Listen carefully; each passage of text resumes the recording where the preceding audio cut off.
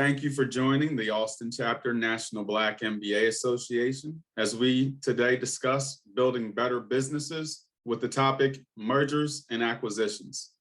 Joining us today is Darnell Phelps, CEO of DNA Consulting, who is an investor and strategic partner specializing in digital transformation acquisition.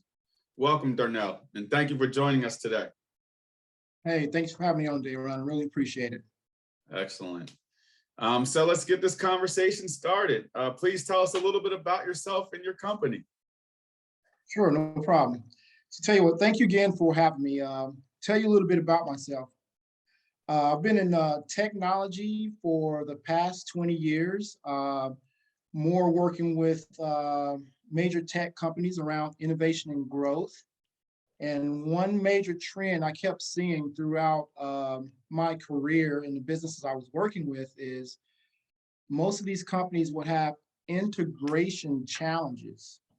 And it made me do some research and also continue the conversations with these guys I was working with and say, hey, why do you guys always have integration challenges? Come to find out they was having these challenges because they were buying other assets and buying other businesses to add on to their business.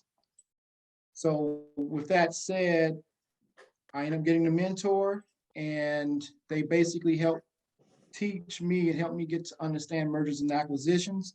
And I decided to add that to my utility belt.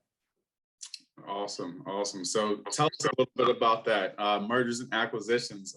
What do you guys do in that space? Yeah, to keep it simple, we basically acquire or buy companies. And if those companies are not ready to be bought or purchased, we basically help them grow through mergers and acquisitions. Meaning I can be working with a tech company and they may need additional assets to grow their business. So we would just basically go out there and find some complementary business that fits with that specific tech company or even a consultant company to add to their growth. Okay, awesome. And now where do you operate? We operate here in Austin, Texas. Okay. So everybody in the world is moving here. It is a hub, right? Yeah. How long have you been in business with mergers and acquisitions and consulting? Well, I branched out from corporate America back in 2019. And basically I branched out and was helping companies grow through tech innovation. But once I acquired the mergers and acquisitions up under my utility belt, I officially been doing that for about 1.5 years. And more specifically, I want to step back and share a quick story of one of the major reasons why I got into mergers and acquisitions. I'm not sure if you guys out there are familiar with this book titled, Why Should White Guys Have All the Fun? It's a biography that was written by Reginald F. Lewis. And he was the first person to acquire a conglomerate billion-dollar business. Mind you, he's a Black African-American, so he wasn't the first Black man, he was the first man to acquire a billion-dollar conglomerate. And this was back in the late 80s, where we didn't have the so-called advanced technologies that we have now. And he basically was, he was an attorney, and he was finding out that all these, the big boys was buying these leveraged buyout companies, and he wanted to get a piece of the pie. So he got his team together and started doing research. And the first company he acquired was a $22 million company with $1 million investment. He raised $1 million with his team and went out and purchased a $22 million company. And then 3 years later, they sold that business for $90 million. And then within the same time frame after they sold that business, that's when he went out and acquired the billion-dollar company that has 64 companies under the umbrella in 31 countries. Hmm. And then within a year and a half, that business was pushing 2 billion in revenue.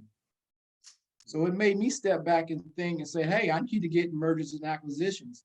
Now, granted, I read this story many, many years ago, but then I read it again and realized the technique that he was doing is part of one of the techniques that we do in our business also.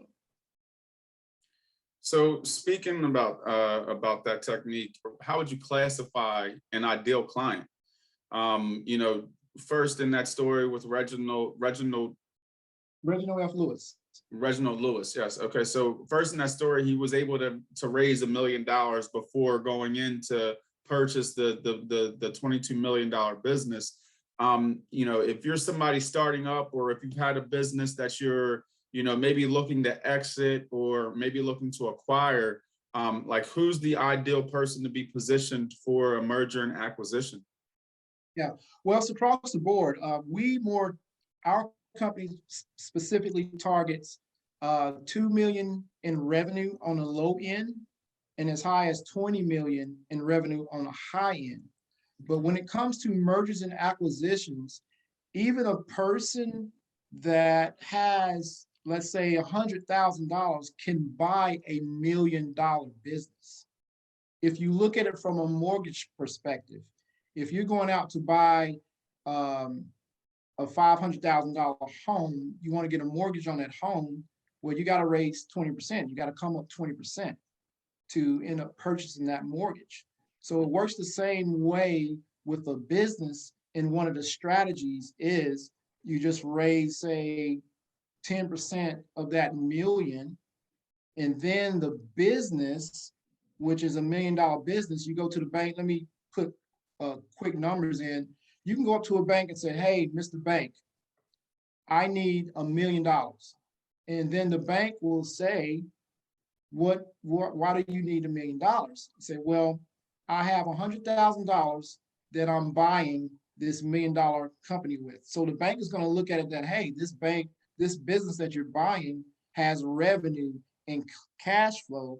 So that bank will give you that loan because you have that $1 million company as collateral, in addition to the revenue and profits that business is already generating on a simple level. There's more details around it, but that's the simple aspect. So you can actually buy $1 million business with $100,000. Right. You know, that's the challenge, I think, for the minority community with startup businesses. If you don't have the mentor to, you know, educate you along the way, you know, business ownership is really more or less about investment and how you invest in your business. Whereas we tend to look at business ownership as replacing our job. So, you know, you're working this job, you're getting paid from this business. And then when it comes to following your financial statements with the bank, you know, you don't have those things set up.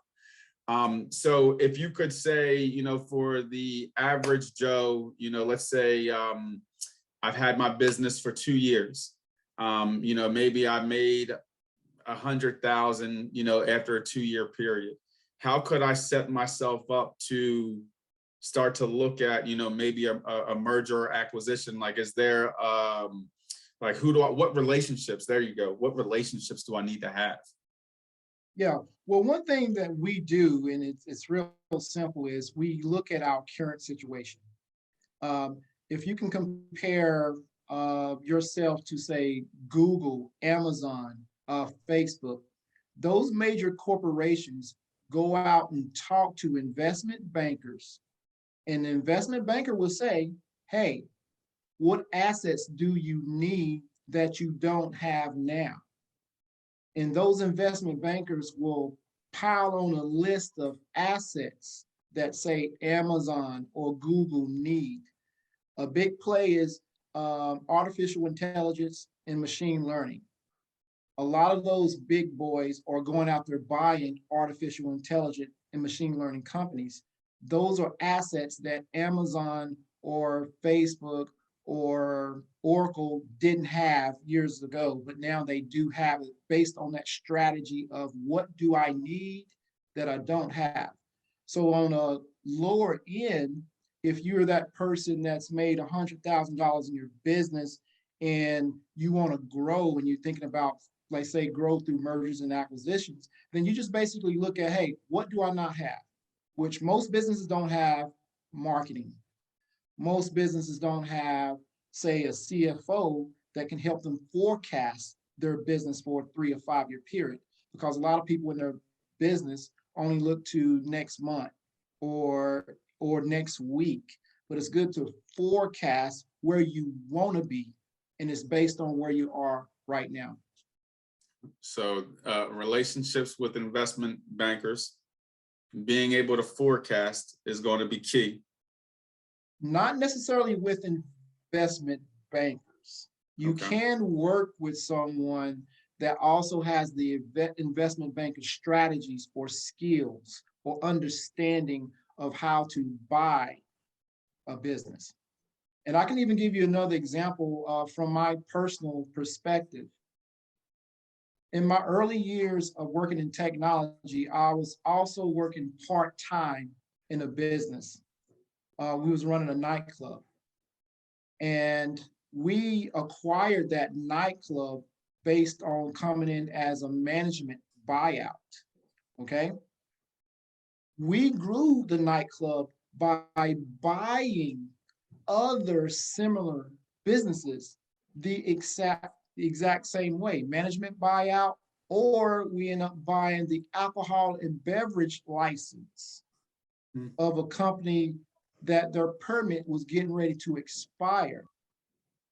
So we end up buying 3 additional business up under our holding company of that nightclub, okay? So that is actually a form of acquisitions. And believe it or not, many, many years ago, I did not know that was the title. So it's more of having a conversation with someone that understands the broad aspect of mergers and acquisitions. And one thing I want to point out that I didn't mention up front, it is easier, less risky, but more profitable to buy a business instead of starting one from scratch. And the main reason is the business that you buy can be funded. It has less risk, meaning a startup, you have a 98% chance of that closing the first year. An established business has 2% chance of failing. A big trend that's going on right now is, they call it the $30 trillion transfer of wealth, meaning there are a lot of baby boomers that are ready to retire. 60 to 70% of the world's businesses are owned by baby boomers. And these guys are ready to retire. And a lot of times their kids don't want to take over the business.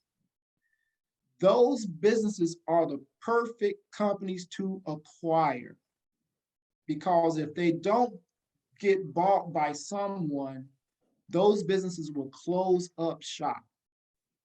So a lot of guys out there that's thinking about starting a business, you might want to go out there and talk to John, who owns a heating and air company for the past 30 years, or Bob that owns a laundromat chain for the past 20 years. Those guys are ready to retire, but they don't have no one that's able to buy because no one is talking to them. So that's where you can start. So there's a lot of strategies. So, first I got to come to you, understand exactly what needs to be done or what could be done. In your experience, like, again, let's say I make $100,000-$200,000 in revenue for my business. What do you need to see from me so that we can even have this conversation? Like, is it, do you just need to see my, income statement, my balance sheet, and my statement of cash flows?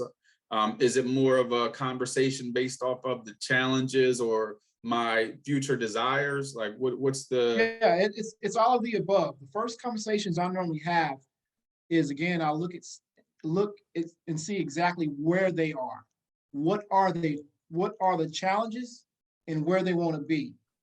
Because a lot of times too, we can come in and help this business owner,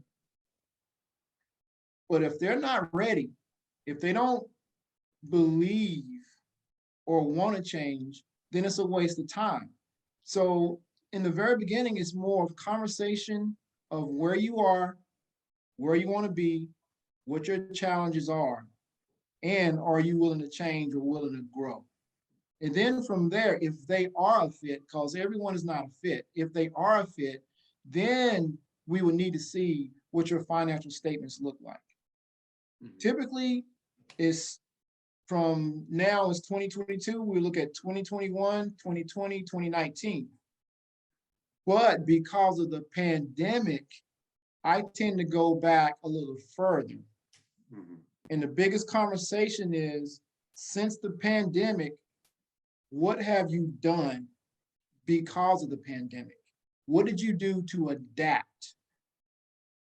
Because one of the sides of our mergers and acquisitions is digital transformation. Most businesses are working from a 30 or 50-year-old business model. That means they're about to close up shop because they're not digitized. And that's another way that we can come in and help them transform through digitalization. All right. So, So it's a few pieces to the puzzle.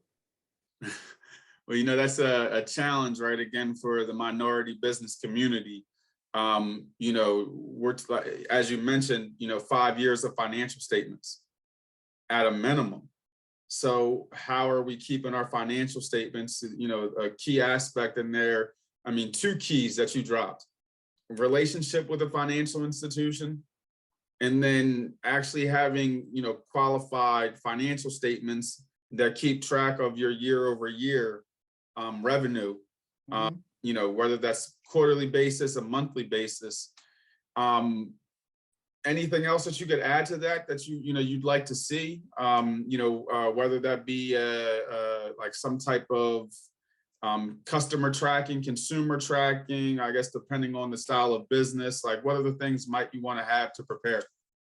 Yeah, most importantly is, who's your ideal client? Just like you mentioned, asked me earlier, who's your ideal client? How do you market to your client? How do you get your client? What strategy are you using to gain the client? And what internal processes are you using to make that fulfillment? So do you have a sales strategy? Do you have a marketing strategy? And internally, what are your, processes and procedures to make that glue happen?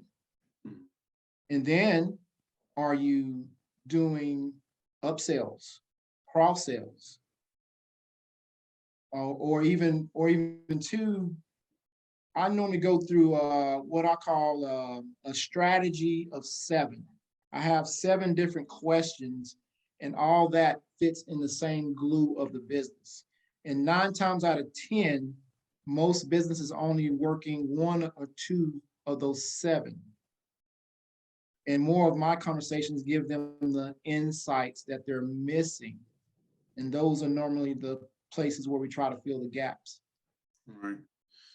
That's awesome. And going back to your earlier example in regards to, during a management buyout, you're talking about things that make a business investable, or they make investors want to invest in the plans of that business and what we're going to do next, where we can go and how we can grow. Exactly. I don't know if investable is the correct word or if it's a word, but we want our businesses to be investable. Exactly. Well, one major strategy that we do is, if we see that a business is a fit to acquire, and this is not dealing with helping the business owner, but dealing with us acquiring a business, it must show at least 20 to 40% margin. That's normally EBITDA, or seller discretionary earnings. I always mess up that word, because that simple thing, that cash flow, is what we use to pay for the acquisition. So for example, if it's $1 million business and is bringing in 200 or 300 or $400,000 a year cash flow, that is the money we use to go to the bank and say, hey, Mr. Banker, I'm gonna buy this $1 million business. The cash flow is $400,000. I would like a term loan of 7 years. And we're gonna use the cash flow of the business to pay for that term loan. If I need to come out of pocket, then I just reach out to probably a private private equity investor, say, hey, I need $100,000 for this business I'm buying. In return for your $100,000, I will give you 10% equity into this $1 million business that I'm buying. Right. So from that particular strategy, I'm not coming out of my pocket. I'm acquiring a business loan from a bank. I'm getting an investor to pay the down payment. And normally that down payment is going to the previous business owner, the seller. So we give him a down payment. So in addition to paying for his business over a certain period of time, seller finance, we're also paying back the bank over a certain period of time, commercial debt. So basically, you can use a business assets and cash flow to pay for the acquisition. That's about 5 strategies I've mentioned. This is my as a business graduate and obviously an MBA graduate. This is my kick yourself in the butt moment for those out there listening, especially for those that have had those business classes. You know, the importance of accounting, understanding and knowing your numbers. Mentioned EBITDA, you know, so earnings before interest, taxes, depreciation, and what's the A? Amortization. Amortization. Yes, there you go. Hey, I got hooked on phonics and I still can't speak well. Hey. But you know, the value of understanding and being aware of this. So let me ask you a question here. You know, one of my favorite examples, let's say I am in the landscaping business and, you know, I go door to door in my neighborhood, cut lawns, you know, beautify properties. If I'm not an LLC or a fully registered business, if I operate as a sole proprietor, can I, you know, participate in the mergers and acquisitions, or do you have to be a fully registered business? Yes, you can participate, and this is the simple way. If you cut grass, you have a lawn care business, you want to do a merger and acquisition, you must create an LLC to make that transaction happen. Because for one, that does protect you and your previous business and home, so to speak, but you need to have an entity tied to that acquisition. So the entity is what's buying that business. Now, dealing with the lawn care business, a lot of those guys don't realize that they can buy a heating and air business. They can go buy a roofing company. They can go buy a carpet company, because those are the same clients, the exact same clients. So that is a specific strategic acquisitions you can buy to roll up into one entity.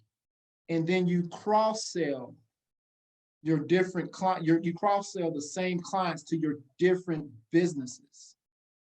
So if I own a lawn care business, or if I'm talking to a business owner that owns that business, I will go out there and find a carpet company, a cleaning company, a heating and air company, remodeling company, or roofing company. I would go look at, say, 10 of those businesses each. So 10 times what, 5 categories I mentioned, 50 companies. And out of those 50 companies, we should be able to acquire at least 4 or 5 of those companies for that lawn care business and cross sell. Wow. So that's another strategy. That's strategy number 6. I lost count. So you got to be registered as an entity. You got to have your financial statements, relationships with financial institutions, and they need to know you. Exactly. So tell me, we're running up on 30 minutes here in this conversation. I mean, and you dropped so many jewels and gems here. How do people get in touch with you? After they watch this video, what's the best way to contact you to, continue on the conversation? 3 ways. The quickest way, you can reach me on LinkedIn. You can also shoot me over email, and that's Darnell Phelps at darnellphelps.com. Or you can just give me a call and leave a message, 512-662-9208. And one most important thing I want to reiterate is that you can go buy a business quicker and more profitable and less riskier than starting a business, because you would have existing cash flow, existing clients, existing revenue, and a lot more happiness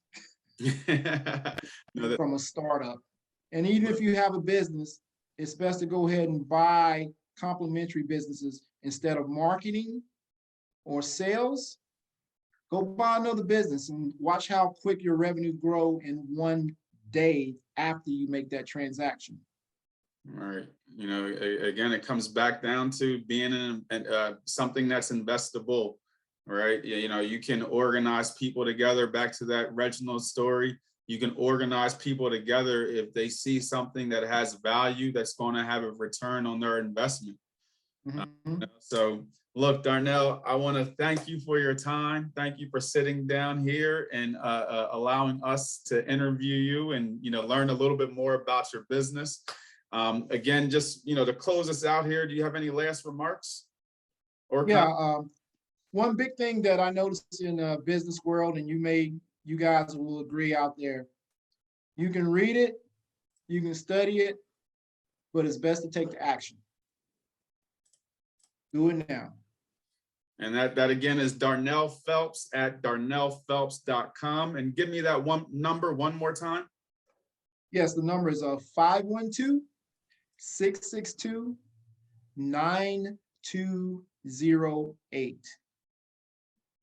Awesome. Thanks for having me, guys. Thank you. Building better businesses. Thank you, Darnell.